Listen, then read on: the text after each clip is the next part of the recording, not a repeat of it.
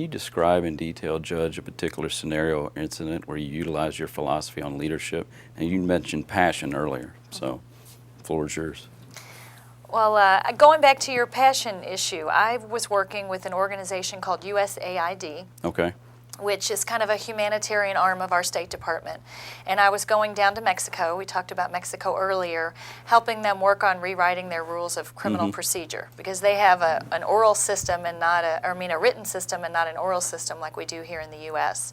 And while I was there, I just stumbled upon, there was an international conference on restorative justice practices. And in a nutshell for your viewers, restorative justice is a way of looking at a crime that happens in your community through the victim's eyes.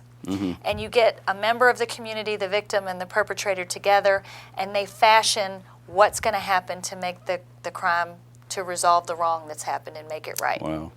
And in places like Rwanda, where there was mass genocide, and in places where they don't have a structured, a legal system as we do, they've been able to implement these principles and have some incredible outcomes in actually changing people from criminal behavior. So I heard international speakers about this subject, and it lit that fire in me. Wow, this is something we don't do in our criminal justice system. And so all I did was bring back as much information as I could. Okay. And go to meetings of our various criminal justice partners. You know, we have a crime prevention commission. We have various groups, and all I did was present the information. Okay. I didn't really wave a flag and say, let's change anything. I just presented it. But I think because they could tell I was passionate about it, Sure. other people said, we want our community to learn more about this.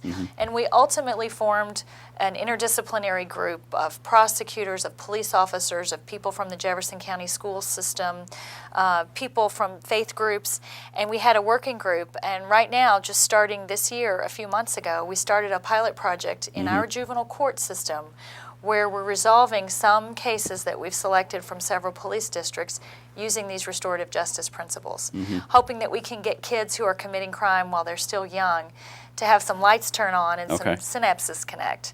But bringing it round home to the leadership, like I said, I think it started with a passion, and then communicating that and having other people become engaged, and then having a group effort, getting the right people involved would be an example. So passion, getting the right people involved, making sure that you're given responsibility and credit to the people working with you on a project, because anything big you do generally takes more than just you to get done. Sure.